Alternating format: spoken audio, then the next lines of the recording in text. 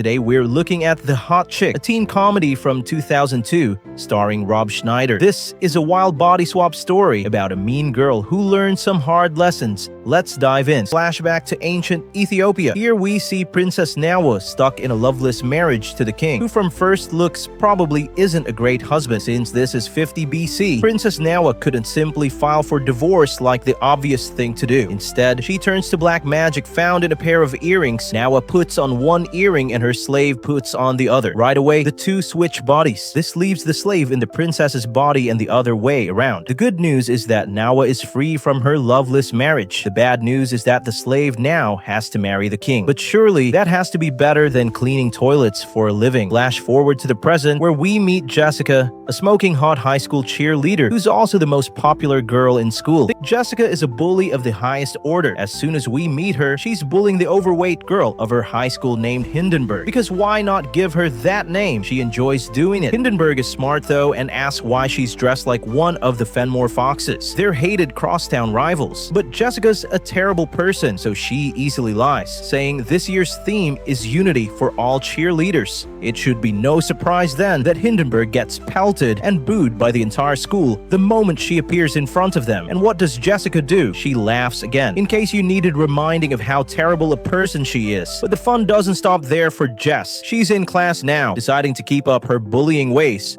A goth girl named Eden gets a higher mark on a history project than she does, so Jessica complains that it's not fair. In case you needed reminding again, Jessica's in serious need for a character change. But life isn't all bullying and making others feel worse about themselves. Since Jessica is a teenage girl, she does what any teenage girl does in her spare time. She goes to the mall with her three best friends, although this scene is really just designed to show us how incredibly hot Jess and her friends are. The highlight of this little moment comes when she buys a milkshake and then tricks the poor server into giving it to her for free, although to be fair, he's only human. One small problem in this girl trip comes when Jess and her gang bump into their crosstown enemies, the cheerleaders from another high school led by the spicy Bianca. The two exchange some serious insults. Bianca asks if Jessica is doing something different or just hanging out with trashy friends. Jessica fires back, saying Bianca looks really good too, and asks if she's eating less or just throwing up more vicious teenage girl takedowns. Jess and her friends make one final stop while at the mall, and this is where the story really takes off. While looking through an African-themed store,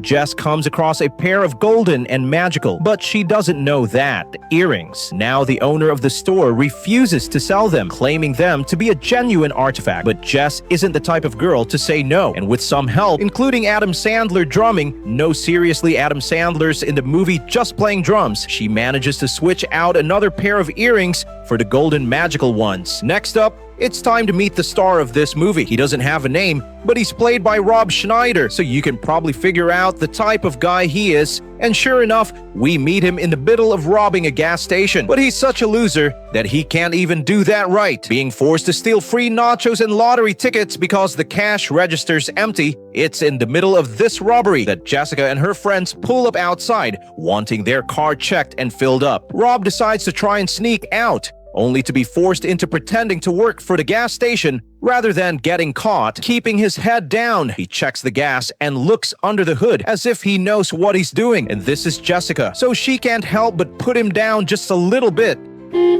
But karma can be a real pain. Distracted by her own actions, Jessica accidentally drops one of the earrings she just stole. She drives away happily, and Rob, seeing the golden earring, figures he may as well steal that too. Jess arrives home and we get a few more setups, sure to be paid off later. We see Jess being an excellent shot on the basketball court. We also see her catching her little brother trying on one of her bras. And then we meet Billy, Jessica's boyfriend. When they meet, we catch a cute little secret greeting that they do to tell us the two are just the cutest and possibly in love. Jessica sneaks down to meet him, and for a moment, the two enjoy each other's company. But Billy's a teenage boy, so he's looking for one thing in particular, for Jessica to come on a weekend snowboarding trip. He's desperate for her to come, but Jess tells him she's not having relations with him. That night, Jessica's on the phone with her bestie April, talking about how amazing her life is. For some reason, she hasn't noticed that she has only one earring on. Meanwhile, across town, Rob Schneider's character is being a genuine slob when he finds the earring he stole and throws it on for a laugh. Jessica wakes up the next morning. She freaks out naturally. She takes some of her father's clothes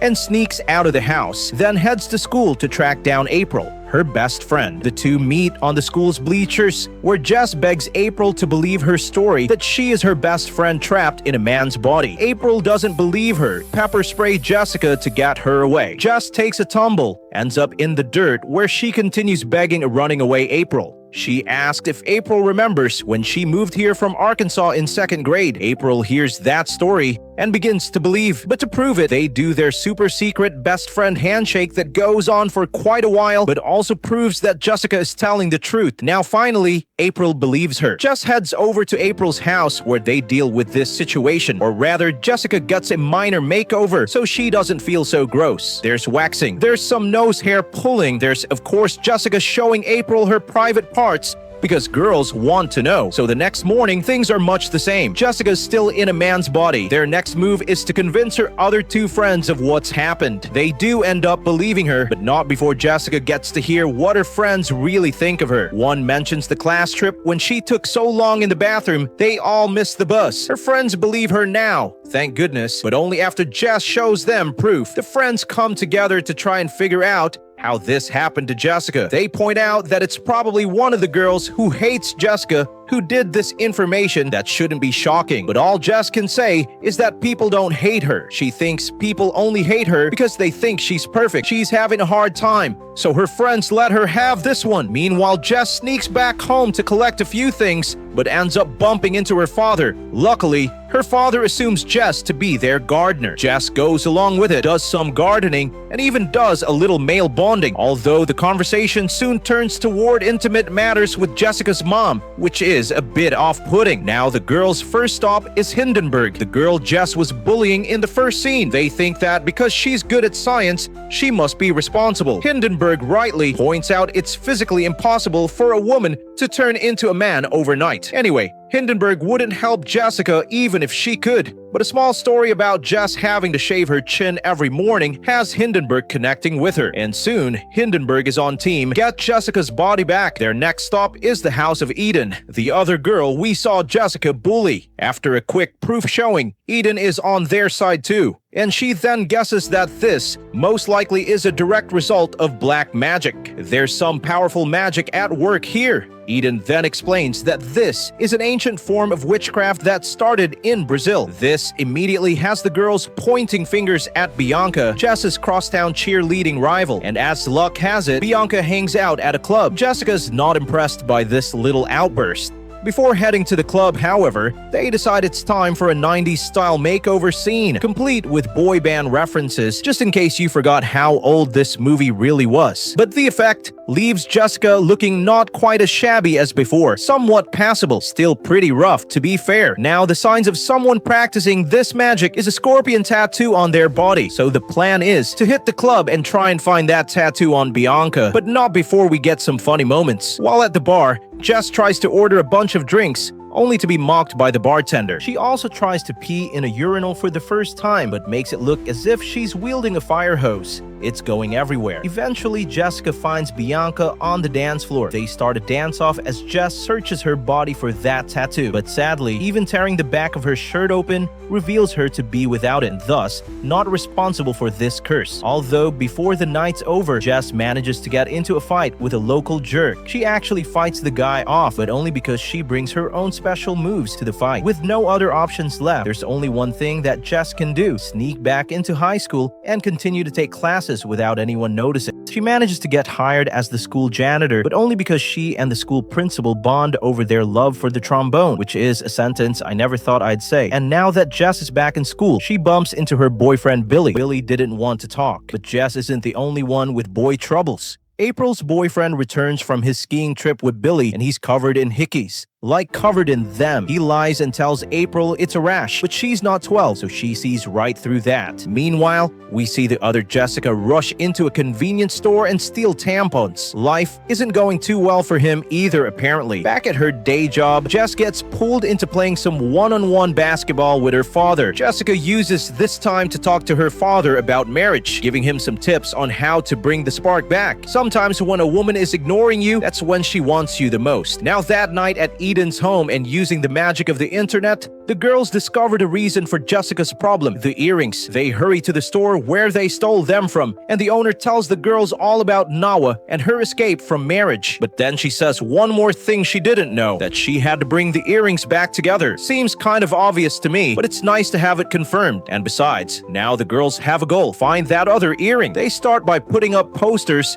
asking around at the mall, but I'm not liking their chances. Meanwhile, since Jessica's working as a janitor at school, she manages to overhear Billy and April's boyfriend talking about her. April's boyfriend is all about using women for one thing only, Jessica especially, because she's hot. This doesn't make Jess very happy, but Billy comes through, telling his friend that it's not like that with Jessica, that it's about more than just trying to sleep with her. This is such a revelation that it leaves Jess in tears. Later that day, Jessica's at her home working when she gets talking to her mother. Her mama takes her compliments for flirting, and soon she pounces like a cougar. Jess stops her by claiming to be gay, and then to ease her embarrassed mother, offers her a makeover. This goes horribly wrong as her father walks in on Jess washing her mother's hair. The father throws Jess out and then jumps into the tub with his wife, claiming he should have done this years ago. So that night, Jess and April are sad about how Jess won't return to her body in time to go to prom priorities. But April has an idea, one that seems crazy. They go together. Jess is thrilled about this idea, thinking it'll be the perfect way for April to get back at her boyfriend too. Although we get this very real sense that April isn't doing this out of friendship or revenge, but because she's starting to develop feelings for her best friend, who just so happens to be trapped inside a man's body, and not a very attractive one at that. Later that night, Billy's in tears as he's driving down the road when he spots the other Jessica walking. He pulls up and tries to talk to her, but she's acting like she doesn't know him, which obviously hurts Billy a lot. Jess calls him the wrong name and then asks for his car keys, and Billy, being the simp that he is, gives them to her, only to watch as she drives away, then comes back and tries to run him over. Sorry, Billy, I think Jess wants to see other people now. Hindenburg's watching TV when the story on the news is about a local mugger, a beautiful woman who lures men into alleys and then beats them up. The most recent beating was caught on tape, and wouldn't you know it, it's the other Jessica. Now it's the day of prom, and Jess, in a moment of weakness, sneaks home and puts her prom dress on. Her little brother finds her, but he knew all along that it was Jessica because he's smart and he saw her shoot basketball one time. But he also tells her that he accepts her no matter what, which is kinda sweet and seriously helping her with this whole character change thing. Now back at school, the principal has just come across a mugshot of the body that Jess is in, that of a criminal. Tonight's the prom, and we get the sense that Jessica's worlds are about to crash together. Jess and April arrive at prom and immediately get to work, trying to make April's boyfriend jealous. They stand right where he can see and then kiss. Of course, the boyfriend sees it and immediately storms off in anger. He spilled his drink all over his date. Jessica's thrilled, but April's more interested in kissing her best friend a little more. When asked what she's doing, April admits that Jess is her best friend, and now she's a guy. It's meant to be. It's not quite the story of true love that Jess was looking for,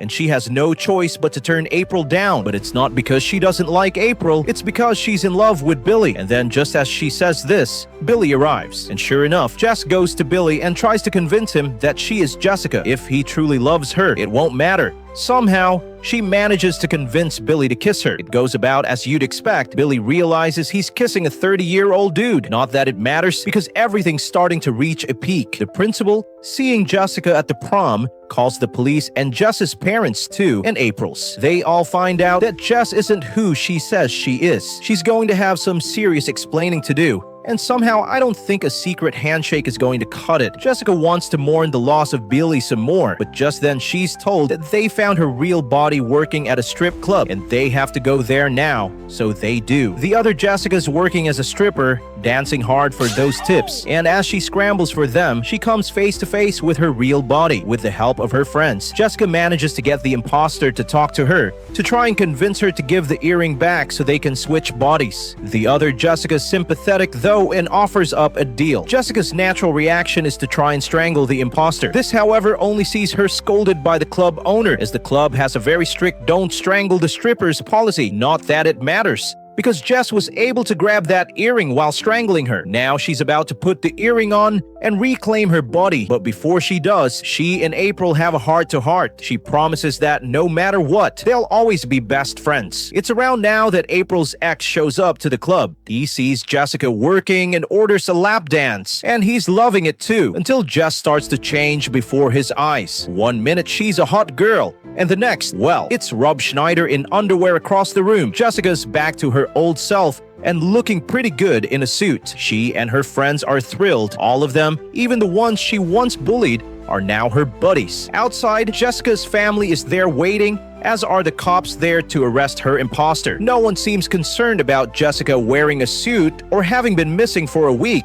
Everyone's just happy she's back. But perhaps Billy is the most grateful. He sees Jess and attempts to apologize and forgive her at the same time. The two kiss, and everyone literally watches on, just happy that the two lovebirds are able to figure things out. Except for April, she eyes the imposter in the back of the police car, clearly wanting a piece of that. As the kiss goes on and on, the imposter flees the back of the police car and manages to get into another car that pulled over and gave him a ride. Wait, this is the creepiest moment of the film. The driver is the bartender from earlier, and the look he gives the imposter suggests that his night out is only just beginning. Thank you so much for watching our video. If you love classic teen comedies like this, don't forget to subscribe to our channel. We'll see you in the next one. Until then, goodbye.